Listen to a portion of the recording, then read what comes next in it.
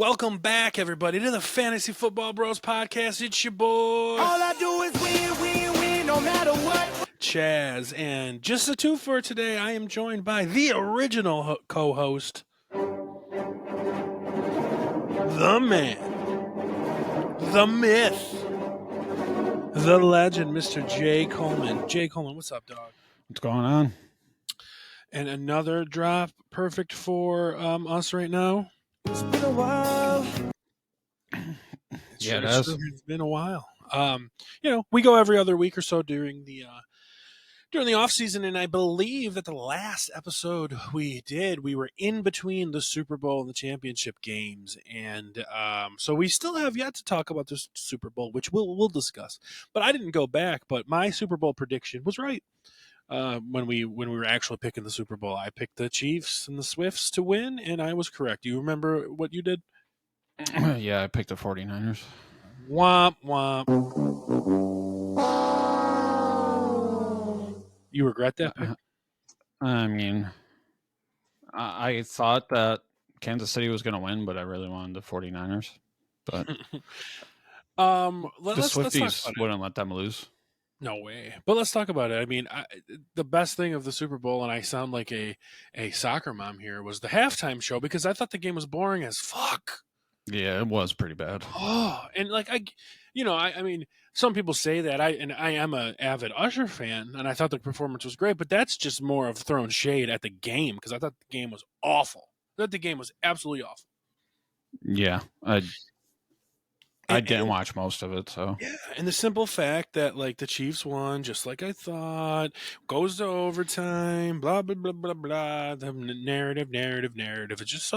It's so boring, and I'm so glad and relieved that this season is over. So glad and relieved that this season is over, and hopefully, like the NFL just is like, all right, we did it, we rigged it to have Taylor Swift win the Super Bowl. Let's just get back to normal next year. Nah. Yeah, I don't see that happening. And another thing that pissed me off about the Super Bowl is, and I go crazy with the Brock Purdy narrative, but I'm sitting here watching the post-game show, and I'm watching Patrick Mahomes like holding his Super Bowl trophy, his third, right? His third Super Bowl trophy. Yeah. His third Super Bowl MVP. Patrick Mahomes is holding this, and literally the announcer, while Patrick Mahomes is celebrating his third Super Bowl, is like, "We learned today that Brock Purdy is not a game manager," and I turn off the fucking phone. Like, are you shitting me right now? The baby boy, the princess of the NFL, is celebrating his third NFL thing, and what we learned today is Brock Purdy, who played like garbage, is not a game manager. That's what we learned. Yeah. Okay, it's so awful, and I'm glad I brought him up, because I could share screen this, but I don't have it set up right. I have a photo, or I have some stats that I want to bring up to you real quick. And I want to compare this. This is from ESPN. In their first 27 starts with the 49ers, including playoffs. Are you ready for these stats? And maybe I'll put it in post here. This is from ESPN. Brock Purdy, 21-6, 67% completion percentage, 67.7% completion percentage, 248 yards per game, 48 to 14 TD, 2 interceptions, and 110 passer rating. Good, right? And Brock Purdy walks on water and is the son of God. In the first 27 starts, including playoffs, the guy that everyone shits on, including us, Jimmy Garoppolo. Wait for this, Jay. 21-6, 67% completion percentage, literally the exact same as Brock Purdy. 246 yards to Brock Purdy's 248 yards, the same. 40 to 24. And Brock Purdy was a little better, 48 to 14, and 97 passer rating to 110. But why does one walk on water and is the son of Christ, and the other one is complete garbage and gets shipped off and can't play a game in the NFL? Why is the narrative so different? I don't know. And they both have one Super Bowl loss, too, in their first 27 games. So, like, I don't get it. And it's just, it's infuriating. And, like, it's just so over it. I'm so fucking over it. Oh, it's over. No more Brock Purdy for a few months. No more fucking Travis Kelce for a few months. No more Taylor Swift for a few months. We have to look up to what Justin Fields is doing and Caleb Williams is doing. And I couldn't be more excited, honestly. to be out of this hole and look forward to next year and just be done with this trash. It's gonna go by quick though, and we'll be right back at it. Well, I have a creme brulee imperial stout. I've drank this before. It is very strong. My face is gonna like crumble when I drink this.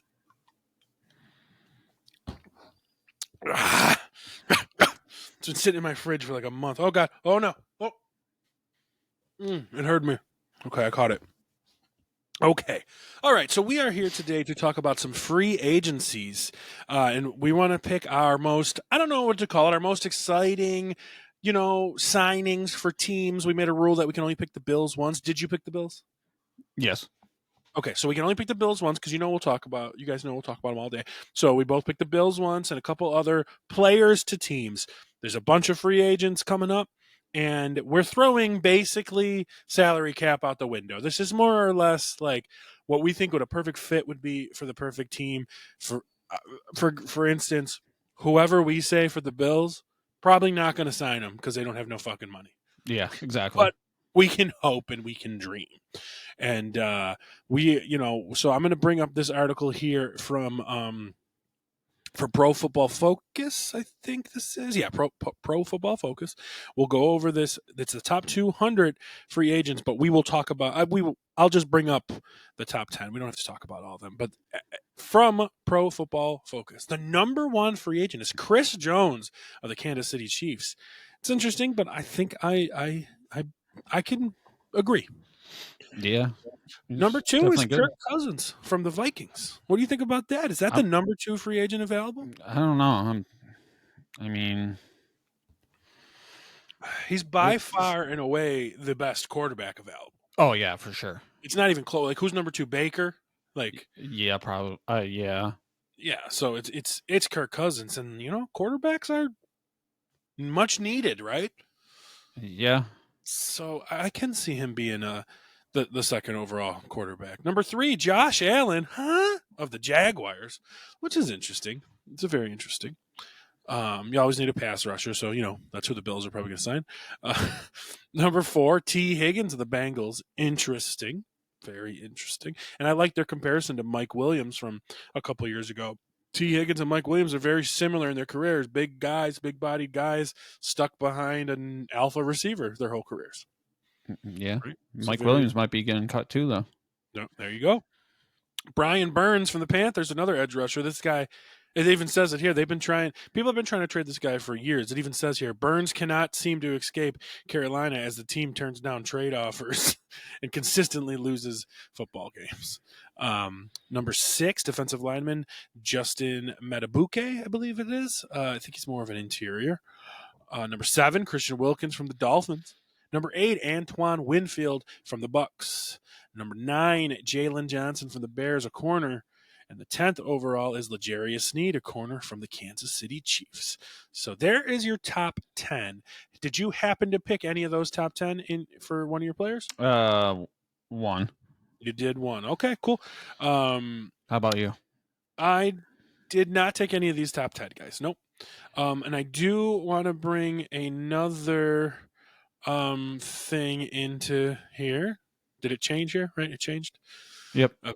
All right, so we're gonna bring. This is the Sport Track website, and it's gonna show us the top at each position. And we're just gonna go through a few names real quick. Update it to QB, just so people can get an idea of what's coming. This isn't necessarily in any order, so I'm just throwing out names that I see that are worth talking about. Get out of here, whatever this is. We got for quarterbacks: Kirk Cousins, Ryan Tannehill, Jacoby Brissett, Mitch Trubisky, Tyrod. Mariota. Down here you got Baker. Teddy Bridgewater retired. The new old man, Joe Flacco. Yep. Big Dick Josh Dobbs is there. Oh, Gardner Minshew. Drew Lock. Sam Darnold. No one incredible. Easton Stick for show. So obviously, your best bets is Kirk or Baker. Yeah. But we have a shit ton of running backs to touch on. I mean, we might do a more in-depth free agency show at some point this year, but I just figure we'll run over. Look at these names, though. God damn it. Freaking thing stop. Okay, look at these names, Jay. Derrick Henry, Josh Jacobs, Tony Pollard, Saquon Barkley, Austin Eckler, Cordell Patterson, Gus Edwards, Zeke, Singletary, Clyde, Swift, Foreman, Damian Harris, J.K. Dobbins, Kareem Hunt, Rashad Penny, A.J. Dillon, Antonio Gibson, Zach Moss. A lot of big names there, Jay. Mm-hmm. A lot. Did you take one for your? Yeah. Okay, cool. I do have one as well, so I'm wondering where you went. And let's take a glance at receivers. A lot of names here too. Mike Evans, who is younger than I actually thought. Mike Evans is only 30, by the way. Doesn't he seem like he's 42? Yeah, seems like it. But he's only 30. Odell Beckham, Tyler Boyd, Curtis Samuel, Paris Campbell, Mecole Hardman. My God, these are in such a weird order. Marquise Hollywood Brown, Calvin Ridley, T. Higgins, Michael Pittman. Our boy, Trent Sherfield. Got to lock him up. Chase Claypool, Scotty Miller, Isaiah McKenzie. We can get him back, Jay. Yeah, we can if we wanted to. We probably will because we're trash. Gabriel Davis, but that I know you hate him, but that's going to be a loss if we lose him.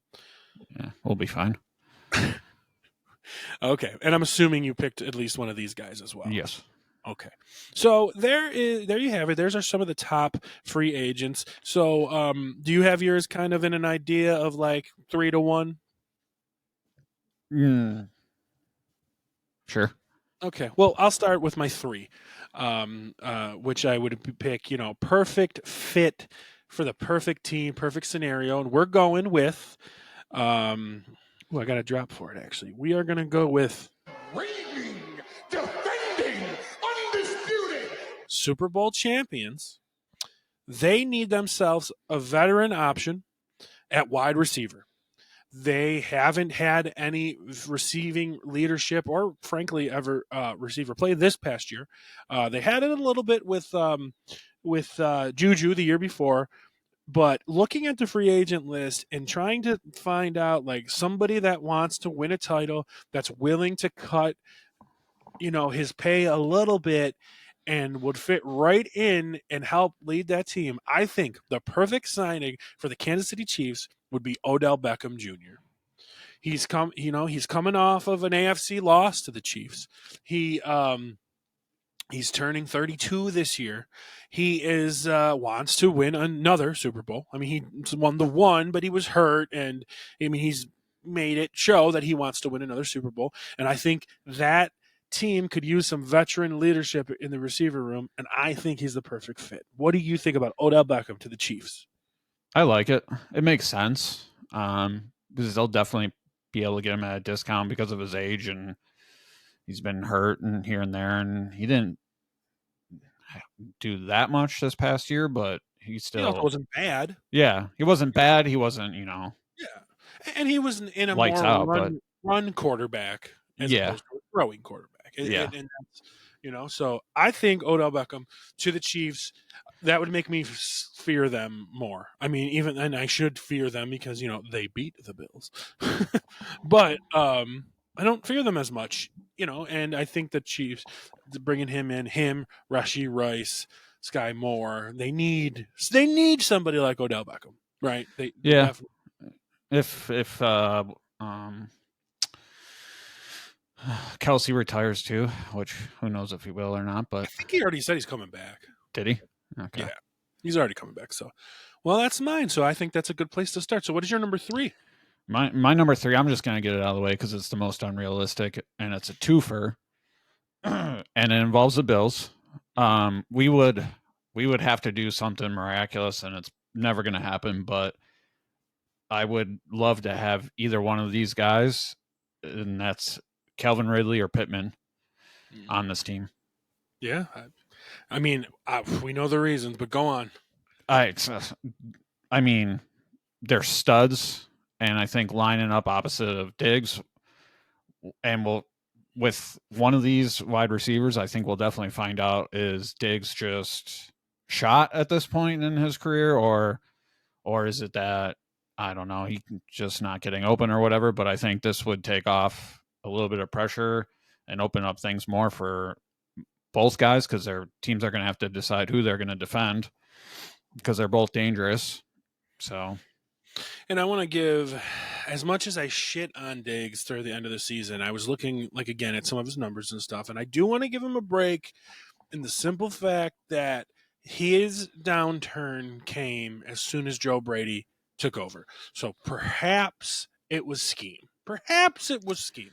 yeah, possibly. Right? Perhaps. Yeah. So let's just say it was scheme, and he has something still to him. Who would you rather have line up next to him if you can only pick one? Who's your guy? I think Pittman. I think I would take. Well, I'm going to jump right on the bandwagon because this was my number 2 pick, and this is I want Michael Pittman to the Buffalo Bills. I really do. I've said that for a year. He is the perfect guy we need. He is big. He is fast. He is 6'4", 223 pounds. He has shown it. He has shown it with no quarterback play, really. Decent. I don't want to say Yeah. no. He's had decent quarterback play, so it's not fair to say no. But the guy was excellent at USC. He comes from a pedigree. His father was a running back in the NFL. He has been nothing but good in the NFL. He has been nothing but good. He has been good every year in the NFL. I think it would take our offense to the next level too. I really mean, a core of Diggs, Pittman. You got Knox. You got, what's his name? The other tight end. Oh, the one that looks like our boy Zach. Dalton Yeah, Kincaid. yeah, Kincaid, and then James Cook. Well, scary offense right there. And we honestly, we need it because we can't keep losing to Kansas City and everything else. So, and this is your future. This guy is your future. Like, he's 20 years old. Yeah. Diggs is what, 30, 31? Yeah, somewhere around there. This guy's your future if you can get him. But we're both pretty much in agreement that he's not coming. Well, I mean, the only way I think it's going to happen is they're going to have to restructure Tre'Davious White or get rid of him and restructure Josh a little bit. Josh and Von Miller. Yeah, that's the only way to make it happen. But it's so hard because we're so deep in the hole already without even doing anything. So, and I just want to point out before we move on from Michael Pittman that he's coming off a career year. How many receptions do you think he had this year? Just take a guess. 120. He had 109. So you're close. 109 receptions. That's a lot. Yeah. And he's averaging about 11 yards a reception. So that's what you want. That's awesome. And if we brought him in too, you'd be saying Gabe Davis who? Oh, yeah, absolutely. But the difference is Michael Pittman's probably going to sign a deal for $18 million a year. Gabe Davis is going to sign one for like $6 million. Maybe, yeah. Right? So, that's where I go with that. I mean, he was hyping himself up in that Instagram video with how he holds first for a whole bunch of fucking stats. But well, I would like to re-sign Gabe if we can. But if we got Michael Pittman or Calvin Ridley or Odell Beckham, I'd be like, hell yeah. Or Mike Evans. Or Mike Evans. Or T. Higgins. Or Trent Sherfield. as we like to say for that. Nah, bruh. Okay, so that was my number 2. What's your number 2? My number 2. You might like this. I don't know. Kirk Cousins to the Raiders. Oh, okay. Interesting. All right, go on. I mean, he's probably going to end up in Minnesota again, but I mean, the Raiders need someone. They have good weapons. So I think, maybe that's what they need to finally put something together. So they get Kirk Cousins. You think Devontae Adams stays? Yeah. Okay, fair. Very, very for fair. sure. I mean, they were in the same division forever, so Devontae knows he's a good quarterback. Yeah. So And we've seen what he's done, with Double J. So I mean, you should be able to do it with Devontae. Double J here again. What do you think about the rumor of Justin Fields Feels so good. going to the Raiders? I mean, maybe. I mean, it'd be pretty crazy for the Bears to cut ties with them because they got the first overall pick. That's true. So it's like, if they're moving from Justin Fields, it's because they're taking Caleb Williams. Yeah. So I mean, and I saw an interesting thing today about those two, and we'll have a draft show later. But it's like Caleb Williams' floor could be Justin Fields' best we've seen so far. So Caleb Williams can always, if Caleb Williams is shitty, he'd be about as good as Justin Fields. Yeah. And I was like, okay, that's tough because as much shit as we've given Justin Fields here, he turned it on at the end of the season. Yeah. The last 2 years, both, he has turned it on at the end of the season. So he's shown it, but he still doesn't throw the ball great. No, I'm still not convinced on him. So yeah. If I was a Raiders fan, I'd probably want Kirk Cousins over Justin Fields. I mean, I am a Raiders fan, and thinking about it, I don't know if Cousins is the right move. Now, I'm not trying to say that you're wrong or they're not going to do it or anything like that. But the only reason I don't think Cousins might not be the right move is because I don't think the Raiders are going anywhere. And he's, 35? Yeah. That's the only reason, I don't see that being the right move. But yeah, but I mean, he stayed in Minnesota, and they haven't really done anything, so. Yeah, true. I mean, they could have won the division. If he would have stayed healthy, they could have been in it. But I do agree that A, I could see the Raiders doing it, but B, I also agree with you when you said I think he's going to stay. Yeah. I agree with that. I think they're going to re-sign him to a 2-year deal and draft a quarterback. Yeah. It would be pretty shocking if he didn't stay, but you never know. No, that's good. That's interesting. I could see that happening. All right, we're going to go to my number 1 fit. So my number 3 fit was Odell Beckham to the Chiefs. My number 2 pick was Michael Pittman to the Bills. And my number 1 pick, and I think this makes too much sense. This is a running back, a top flight running back, of course. This guy is trying, of course, to win a Super Bowl. He's in his final countdown.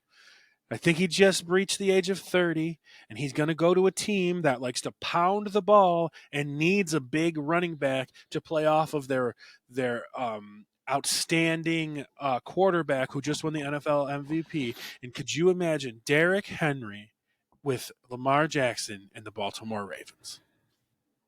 That'd be wild. That is the perfect scenario for him. Yeah, probably. They need a big bruiser. I mean, look how good. If you didn't see at home, I did air quotes. Look how good Gus Edwards actually did. Yeah. Right? Gus playing off of Lamar. Because, some people think when you got a shifty quarterback that likes to run, you need a shifty running back. No. You need the opposite. Because that gives you speed and power. And that gives you to have that option, and that's what they are. They're options for him to hand it off and have Derrick Henry run through you, or to take it and run away.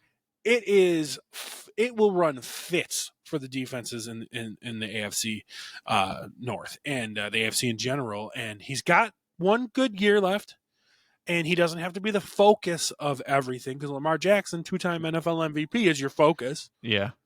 You're going to lose Odell, so you bring in another veteran. You still got Zay Flowers, who showed that he's the alpha there already. And they're good to go. I think if they sign Derrick Henry, they, to me, might be the AFC favorites to make the Super Bowl. So yeah, I can see that. The only thing is, it's so scary is age going to finally catch up with him or not? He's defied it for so long that it's is this going to be the year, or is he still going to defy age somehow? Well, I mean, he showed it a little bit this past year. A little bit, but the team was also horrendous. So, I mean, he was the focus. Yeah. And to be fair to this man, he just turned 30. And he still ran for almost 1,200 yards last year and 12 touchdowns. which right? is crazy. But that's what's like. Is it fine? Like, is this going to be the year? Is he still just going to just keep on trucking like he's been? Like, it seems like age doesn't matter to him. Like we've seen running backs fall off way before him that have been in incredible shape, and so he's like, nah, fuck that. Well, he is just the specimen. He's a specimen. He's real, and I think if he goes there, that he is just raring to go and trying to win a Super Bowl, and is okay with not getting. He's not going to probably have 1,200 rushing yards. He might only have 800, but he'll be happy. Yeah, and 800 rushing yards with that team, with Lamar getting 800 rushing yards, is frightening. It's absolutely frightening. And on a side note, if they don't get him, I think they should go after who I've always called baby Derrick Henry, even though we put him in the graveyard, is A.J. Dillon. A.J. Dillon should go there if they don't get Derrick Henry. But Derrick Henry would be frightening. So what is your number one? My number one, and I'm picking a running back for this as well, and it's Josh Jacobs to the Chargers. Oh, I do like that. Yeah, I mean, that offense would be extremely scary with Josh Jacobs running back. He's still 26, so he's got years. And if they really want to win with Herbert and stuff, it's going to be now is the time to do it. And see Austin Eckler, he's dead. So I mean, that's what I meant. Yeah. So I think Josh Jacobs would be perfect for the Chargers. No, I really like the one, especially bringing in Jim Harbaugh. Yeah. Like, I mean, he just ran down the throat of Alabama and Washington, but nobody really cares. But he ran down the throat of Alabama, to win that championship, because he didn't, and there's a lot of arguments that J.J. McCarthy, isn't that great of a quarterback. That's why they ran, or they just ran the ball because it was working, right? Yeah. So to bring that mentality, but to walk in there with Justin Herbert and Keenan Allen and maybe Mike Williams if he's still healthy, and then the other guy who's kind of a bust. I would say Quinton Johnson was a bust. Yeah, so far, yeah. Year one. He's just year one. It's not mean cut him. But they probably, thankfully they didn't, should have taken, what I said they should have took was Dalton Kincaid. Yeah, they definitely would have been better. That's for sure. Yeah. And I already can tell you right now, I will put my name on it. Dalton Kincaid is going to have a better career than Quentin Johnston. Oh, yeah, for sure. So, they struck out on that. But new regime, Jim Harbaugh, Josh Jacobs, that would be great. Yeah, it would be. Hell yeah. Me and you, hey, man, cheers. We won this. That was great. We did good that one. Yeah, those were some good picks. Hell yeah. Well, we figured this was kind of going to be a short episode just because it was just the two of us. Speaking of Dalton Kincaid, you know what's really fucking hurting the Bills right now? What's that? And I hate to admit it, but the Dawson Knox contract. On top of everything else, it's looking terrible right now. I mean, is there a market for him? I bet you there's not. I don't know. I mean, and I love Knox, but I mean, Adams got his name tattooed on his arm. So did you know that? No. Dawson, if I did, I forget. So, but I mean, Dawson Knox signed Adam's arm, and Adam got a tattoo. So I mean, it's not looking great, that contract. So there's a lot of them that's not looking great. Of course, Von Miller's, but Trey White. I mean, it's like, and I'm not ready to put Von Miller behind the shed, but I'm almost ready to put Trey White behind the shed. They're both about to be going to the glue factory. I just want to give Von Miller the benefit of the doubt that he was really good, and then he tore his ACL, came back early, and was crappy. So let's give him one more chance. How many games are you going to give him? I mean, I think he's got to be roaring for the first half of the season. I mean, it's over a year and a half. By the time this season starts, it's literally almost 2 years. And he's an older guy, so give him that time. Yeah. He tore his ACL before and came back, but he was 27, not 35 or whatever. So, like, give him that chance to come back. I think his career has earned that, to give him that chance. Yeah, probably. I'd agree. So give him that chance to come back, because the year before he was wreaking havoc in the Super Bowl. When he went out for us, I believe he was leading us in sacks. And then he got hurt, and then he came back and was slow. And okay, it sucks. But to be fair, too, we all knew that contract wasn't going to pay out for what we were going to get. So when we signed him, we already knew that it was going to be a lopsided contract. So, but nobody was going to give a fuck if they won a Super Bowl. Yeah, oh yeah, for sure. And that was what the big issue was. And I agree with some people that says our window has closed. But that just doesn't mean forget about it. That just means we're probably not winning the Super Bowl this year. You have to retool and figure it out. I mean, probably only because of all these bad contracts, and we're so far in the hole. I mean, it's like, well, last I checked, I think it's like we're negative 50 or 60, I think, maybe even more already. Yep. So, I mean, but to be fair to the Bills, Brandon Beane has done stuff. He has, but I mean, this would be a miracle. I mean, this is the worst it's ever been. We got a lot of holes to fill too. I mean, you got cornerback, wide receiver. Yeah, I mean, as much as we rag on them for all that they're caring about, they need to retool the defensive line. Yep. Floyd's a free agent. Yep. Epinez is a free agent. Von. So you have right now, I think under contract, you got Von Miller and Ed Oliver. Yeah.